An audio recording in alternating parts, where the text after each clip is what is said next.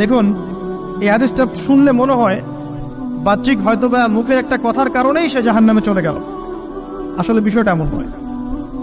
বিষয়টা আমি আপনাকে বোঝাচ্ছি। বিষয়টা হচ্ছে ইবলিসের মতো।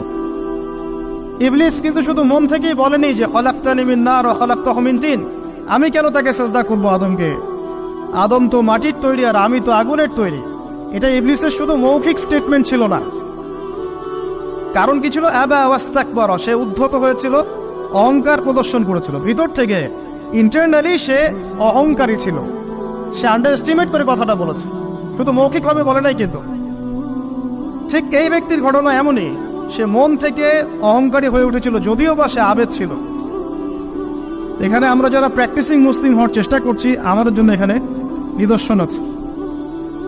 অচক্ষ নামাজ পড়েই ভেবে বসবেন না যে অনেক কিছু করে ফেলছে, এক চিল্লা দিয়ে মনে করে ফেলবেন না যে দিনের জন্য অনেক কিছু করে ফেলছে।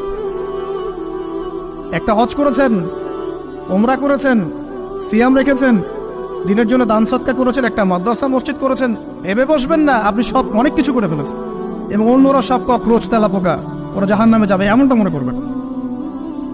জানি না আমরা যে কার আমলের কতটুকু আল্লাহর কাছে কবুল হচ্ছে। তো এখানে এই ব্যক্তির সমস্যা ছিল এই, সে নিজের আমলটাকে অনেক